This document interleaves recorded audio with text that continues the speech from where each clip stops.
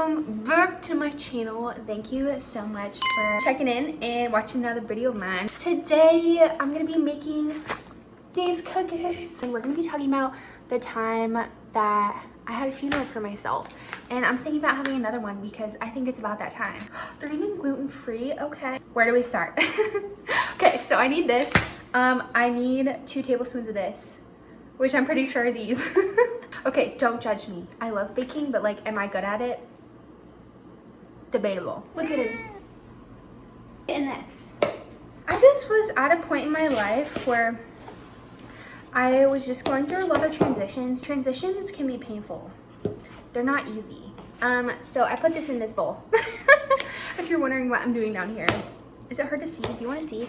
Look, it's so beautiful. I was just going through like a really transformative time in my life, and I know I talk about this a lot, but like in my videos it's just kind of like a part of my story because I'm a survivor of domestic violence. And let me tell you, okay, the after effects of that were insane for me. Are insane. Like, the pain that you go through while you're in that relationship is like really difficult to begin with. I would say the after effects for me was when it really sinks in and it really sets in. Your body goes through so many crazy things. Like, my hair was falling out during this time, like clumps of hair. I couldn't sleep. My body, I was having panic attacks every single day, literally every day. I could barely even function because when you're in trauma for so long and then you get out of it, your body's like, what's going on? I need to be on alert all the time because I was in danger all the time, but now I wasn't. So my body was like, what the hell? I didn't know who that girl was. The old me used to go to everyone and everything for validation.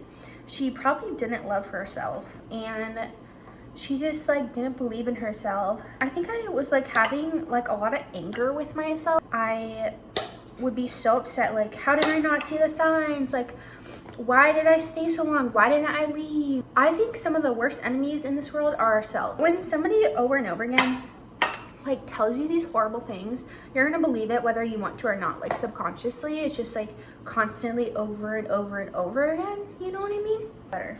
Let me soften the butter. I cut it up, so every time I soften butter, I just use the microwave. I always get hiccups when I film. Anyway, so I cut it up into little pieces and I'm gonna put it in the microwave for like 30 seconds. Maybe that's too long, but just like a little. Do I have ADHD? Possible.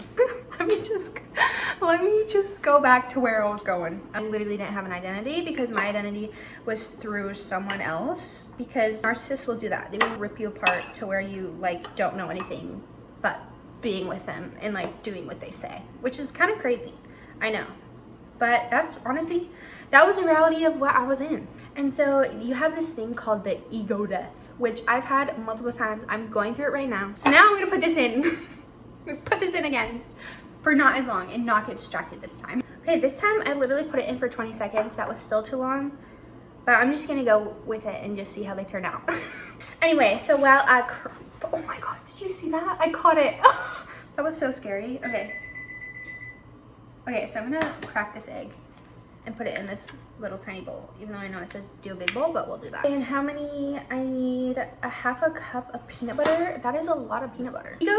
Ego's, I guess it is important because you kind of need it to survive as a human in certain aspects.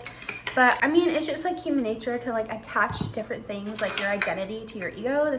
Some people attach like their money, their wealth, their career, school, and make it as how they identify themselves. And I had an issue doing that, and sometimes I still do it. Like, I feel like it's human nature, but that can be really painful with, say you have a job and you like base your whole identity off that, and then you lose it.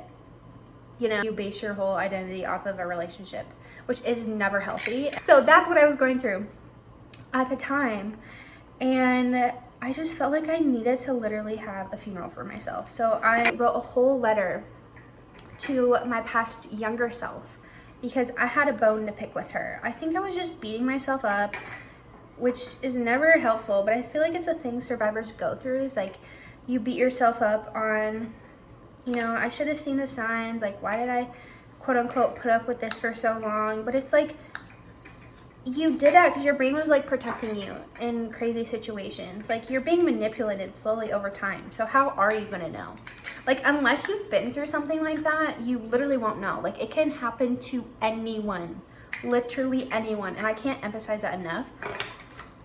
You know, it happens no matter like what your degree is, who you are, where you live, what your identity is, what your gender. Narcissists are master manipulators, okay?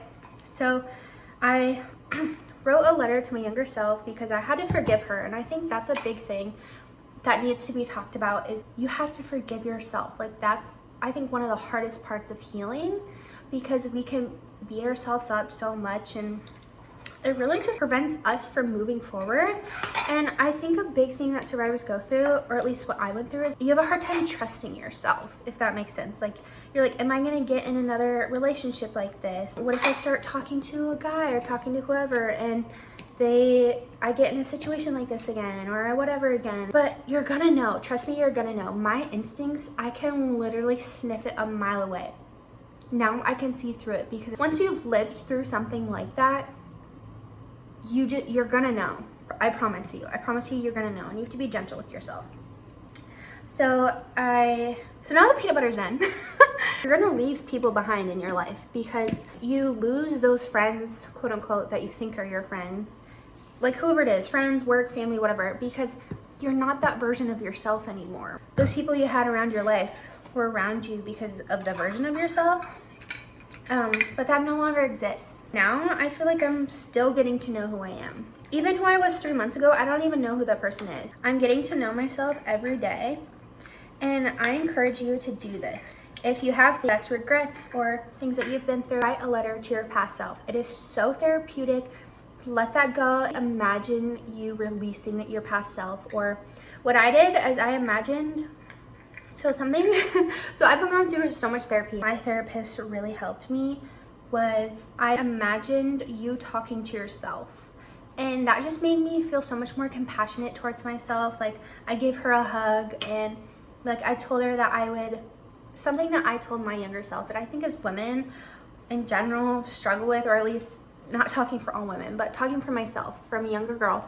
I struggled with sharing my voice my whole life. I struggled with being my true authentic self because I always felt judgment. What I told my younger self was to never stop sharing her voice and to always believe in herself.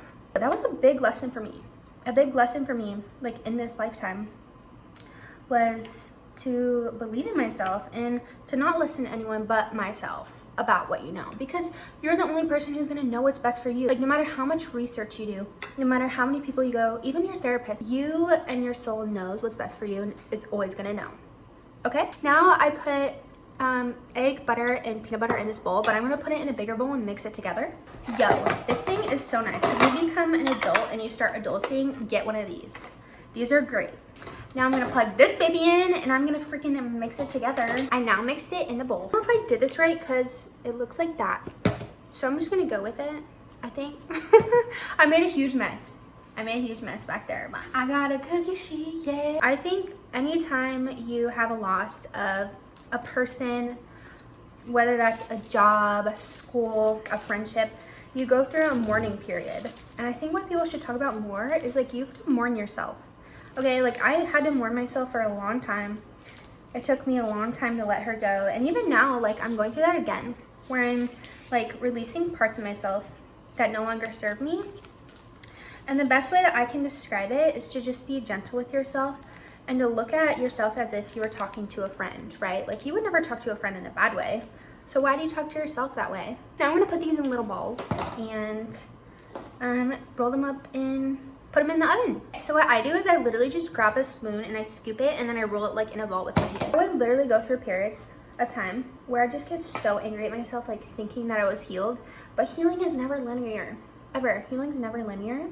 And you can't get mad at yourself for not healing when you think you should or when you thought you should. I'm really finding who I am and growing into myself, and I don't know if we necessarily ever find out who we truly are, because I think we're always going through phases like that. Like no matter what age you are, you're gonna go through different phases. You gotta forgive yourself because you didn't know what you knew now, right? You didn't know what you knew at the time and you weren't meant to.